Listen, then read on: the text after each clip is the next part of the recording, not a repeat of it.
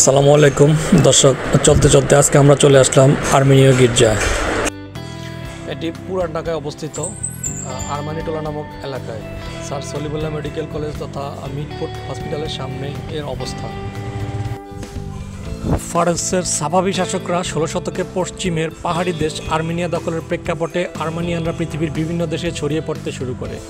মোগলদের সমসাময়িক সময়ে ঢাকায় আর্মেনিয়ানদের আগমন ঘটে। ভাগ্যবদলের লক্ষ্যে ঢাকায় আসা আর্মেনিয়ানরা অল্প দিনের মধ্যেই প্রভাবশালী হয়ে ওঠে। এখানে তাদের ব্যবসা বাণিজ্য দ্রুত বিস্তারের মাধ্যমে তারা শহরের গুরুত্বপূর্ণ গোষ্ঠীতে পরিণত হয়। 18 শতকে ইস্ট ইন্ডিয়া কোম্পানি এর রমরমা ব্যবসা ছিল লবণ। এই লবণ উৎপাদন এবং বিতরণের জন্য কোম্পানির ঠিকাদারদের অধিকাংশ ছিল আর্মেনিয়ান। ব্যবসায়িক সাফল্যের কারণে আর্মেনিয়ান পরিবার 18 শতকে ঢাকায় স্থায়ীভাবে বসবাস করতে শুরু করে। ঢাকা শহরের যে স্থানটিতে তারা শ্রেণীবদ্ধভাবে বসবাস করতে শুরু করে সেই স্থানটি আরমানিটোলা নামে পরিচিত হয়ে ওঠে। কালের আবর্তে তারা চলে গেলেও রয়ে যায় তাদের স্মৃতি বিজড়িত এই আর্মেনীয় গির্জা।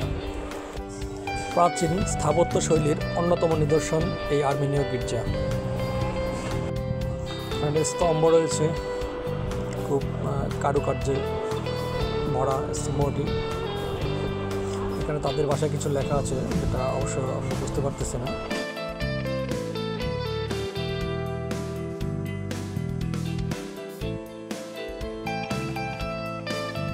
ছোট্ট একটু জায়গাতে অবস্থিত এই আর্মেনীয় গির্জা, যার চারপাশে অবস্থিত শতাধিক আর্মেনীয় কবর। চলুন পিছন থেকে ঘুরে আসা যাক। পিছনেই ছোট্ট দুটো কক্ষে তাদের যেখানে অবস্থানকারী স্টাফরা থাকে সেখানে যাওয়ার চেষ্টা করলাম, কিন্তু সামনেই প্রবেশ নিষেধ লেখা আছে, তাই ভিতরে যাওয়ার সুযোগ হলো না।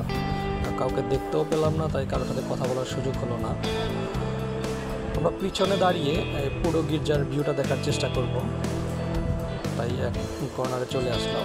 আর আশেপাশে যেগুলো দেখতে পাচ্ছেন এগুলো সবই হচ্ছে তাদের কবর। অবাক হলাম এগুলো দেখি।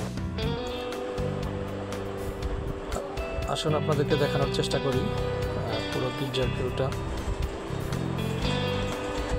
এই একটা গির্জা, আর তার পাশে ঘেরা হচ্ছে তাদের এই কবরগুলো, বহু বছরের পুরনো।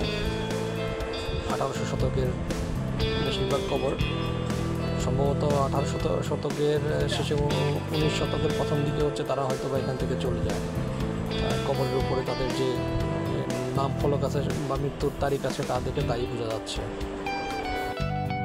অসাধারণ ভিউ, রৌদ্রোজ্জ্বল দৃশ্যটাকে দেখতে আসলে অনেক ভালো লাগে। প্রাচীন এই স্থাপত্য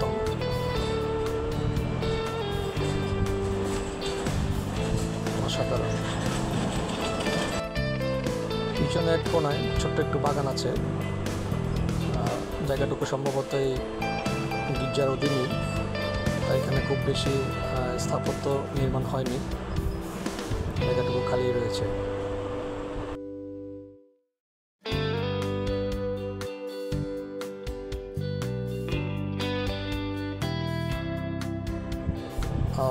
গির্জার দেয়াল ঘেঁষে একটি ভবন আছে, সেখানে দর্শনার্থী প্রবেশ নিষেধ। সম্ভবত এটা তাদের অফিস রুম। এটা গির্জার ভিতরের দৃশ্য, প্রেয়ার হল। প্রায় এখানে বিদেশি পর্যটকরা আসেন, এসে তাদের ধর্মীয় রীতি অনুযায়ী এখানে প্রেয়ার করেন।